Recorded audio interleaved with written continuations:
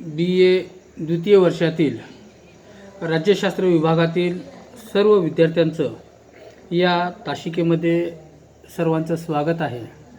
विद्यार्थी मित्रांनो, आपण राज्यशास्त्राचा 6वा पेपर इंटरनॅशनल रिलेशन अर्थात आंतरराष्ट्रीय संबंध या पेपरमधील राष्ट्रीय सत्तेचे घटक हे आपण प्रकरण पाहत आहोत। तेव्हा या अगोदरच्या तासामध्ये राष्ट्रीय सत्तेच्या घटकांच्या व्याख्या, राष्ट्रीय सत्तेचे घटक या ची प्रस्तावना आणि राष्ट्रीय सत्तेचे वैशिष्ट्य हे आपण पाहिलेलं आहे। तेव्हा या तासिकेमध्ये आपण राष्ट्रीय सत्तेचे निर्धारक घटक कोणते आहेत याबद्दल माहिती पाहणार आहोत। तेव्हा राष्ट्रीय सत्तेचे निर्धारक घटक पाहत असताना राष्ट्रीय सत्ता ही राजकारणाचा पाया आहे। जगातील सर्व संघर्ष सत्तेसाठी चाललेले असतात। सत्तेशिवाय कोणतेही राजकारण होऊच शकत नाही। राज्याचे संरक्षण, उन्नती व विकासासाठी अंतर्गत शक्ती वाढवण्याची आवश्यकता असते। मित्रांनो, आंतरराष्ट्रीय क्षेत्रात सत्तेच्या राजकारणास हीच शक्ती उपयोगी पडते। सत्ता ही कमी अधिक प्रमाणात प्रत्येक राष्ट्राजवळ असतेच। ज्या घटकांच्या आधारे राष्ट्रीय सत्तेचे निर्धारण होत असते त्या घटकांना राष्ट्रीय सत्तेचे घटक असे म्हणतात। या घटकांचा आपण सविस्तरपणे विचार करणार आहोत। आता राष्ट्रीय सत्तेचे घटक कोणते असतात याबद्दल जर पाहिलं तर पहिला घटक येतो भौगोलिक घटक। मित्रांनो, भौगोलिक घटक हा राष्ट्रीय सत्तेच्या घटकातील प्रथम घटक म्हणून संबोधला जातो। राष्ट्रीय सत्तेचा सर्वात महत्त्वाचा आणि स्थिर घटक म्हणजे स्थिर म्हणजे कायम। राष्ट्रीय सत्तेचा सर्वात महत्त्वाचा आणि स्थिर घटक म्हणजे भूविभाग होय। देशाचे परराष्ट्र धोरण त्या देशाचा भूगोल ठरवतो असे नेपोलियन बोनापार्ट यांनी म्हटलेले आहे। प्राचीन काळापासून आंतरराष्ट्रीय संबंधाच्या अभ्यासामध्ये राष्ट्राच्या भौगोलिक घटकाला अतिशय महत्त्व देण्यात आलेले आहे। भौगोलिक घटकामध्ये देशाचा आकार, हवामान, स्थलाकृती व सीमा यांचा समावेश होतो। आंतरराष्ट्रीय राजकारणामध्ये प्रत्येक देशाच्या अंतर्गत आणि बाह्य राजकारणावर त्या संबंधित देशाच्या भौगोलिक परिस्थितीचा परिणाम होत असतो। देशाच्या भौगोलिक स्थितीवर देशाचे परराष्ट्रीय धोरण निर्धारित केले जाते। भारताची भौगोलिक स्थिती अलिप्ततावादास अनुकूल अशीच आहे। भूगोल व राज्यशास्त्र यांचा परस्पर संबंधामधून भूराज्यशास्त्र या नवीन विषयाच्या अभ्यासास प्रारंभ झालेला आहे। आता राष्ट्रीय सत्तेचा भौगोलिक स्थितीचा आढावा घेत असताना ज्या देशाची भौगोलिक स्थिती योग्य असेल, अनुकूल असेल, त्या देशाचा राष्ट्रीय सत्तेमध्ये प्रभाव निश्चितच वाढत असतो। आता आपण पुढे जाऊन जर विचार केला तर ज्या देशाच्या सीमा व्यवस्थित, उदाहरणार्थ भारताचा विचार केला तर भारताला हिमालय हा सीमा आहे, ही सीमा आहे।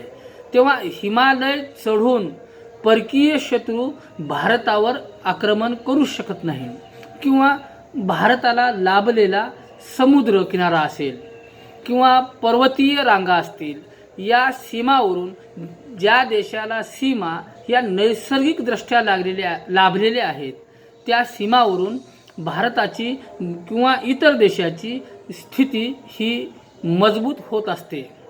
भौगोलिक स्थितीचा विचार करता ज्या देशाला विशाल आणि सुपीक भूभाग लाभलेला आहे, जसं नैसर्गिक साधन संपत्तीमध्ये ज्या भूमीला किंवा ज्या भूभागाला पाण्याचा साठा लाभला असेल, त्याचबरोबर सोन्याच्या खाणी असतील, खनिज संपत्ती असेल, पेट्रोलचे साठे असतील किंवा आणखी दगडी कोळसे असतील किंवा लोखंडाच्या खाणी असतील, असा जर भूभाग लाभलेला असेल तर त्या देशाच्या राष्ट्रीय सत्तेमध्ये विकासास वाव मिळतो.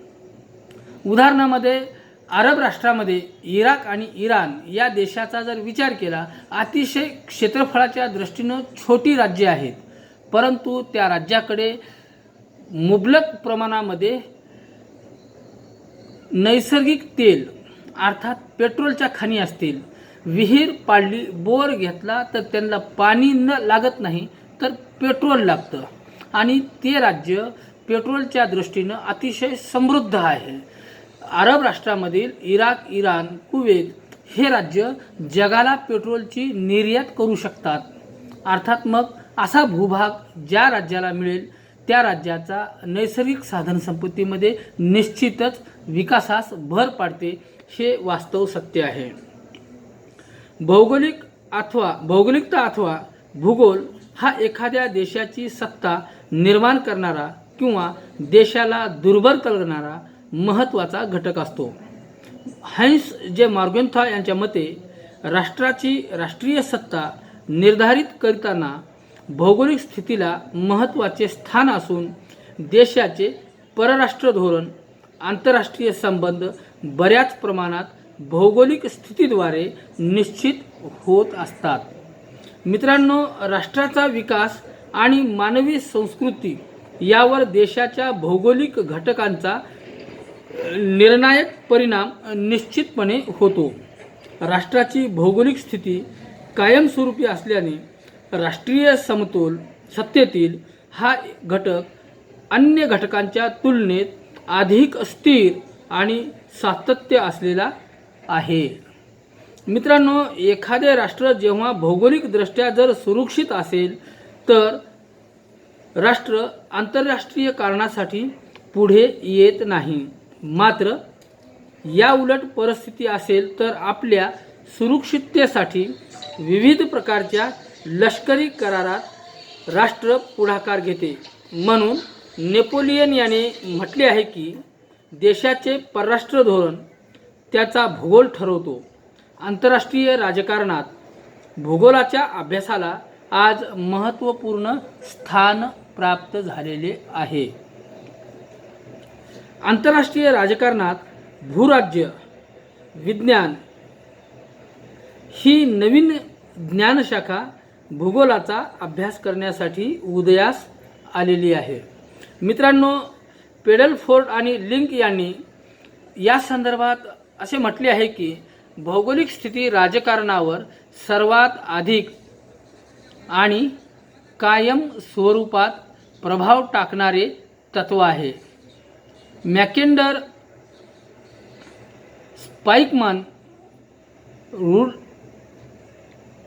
रुल्फावेल्झेल्स यासारख्या रुडॉल्फ हेजेल यासारख्या विद्वानांनी विचारवंतांनी या विषयात महत्त्वाचे योगदान दिलेले आहे. मित्रांनो, राष्ट्रीय सत्तेच्या या भौगोलिक घटकामध्ये स्थान, आकार, हवामान, स्थलाकृती, सीमा यासारख्या पैलूंचा अभ्यास केला जातो. राष्ट्रीय सत्तेच्या निर्धारक घटकामध्ये भौगोलिक घटक या घटकास अनन्यसाधारण महत्त्व प्राप्त झालेले आहे. कारण नैसर्गिक सीमा, समृद्ध भूभाग यांनी युक्त असलेला प्रदेश राष्ट्रीय सत्तेमध्ये भर घालण्यासाठी उपयोगी ठरत असतो.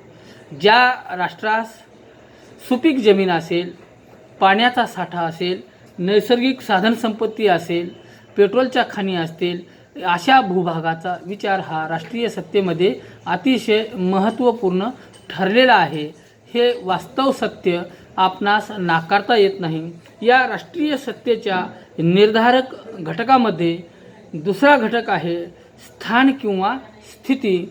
याबद्दलची माहिती आपण पाहणारच आहोत. तेव्हा या तासिकेमध्ये जर तुम्हाला या राष्ट्रीय सत्तेच्या निर्धारक घटकामध्ये भौगोलिक घटक याबद्दल जर काही शंका असेल, काही समजला नसेल, तर तुम्ही मला कॉमेंट करा, फोन करा आणि आपल्या समस्येचं निरसन करून घ्या. या तासिकेमध्ये आपण इथेच थांबूया. धन्यवाद. पुढील घटक आहे स्थान किंवा स्थिती. याबद्दल माहिती पुढील तासिकेमध्ये पाहणार आहोत. तेव्हा या तासिकेत इथेच थांबूया. धन्यवाद.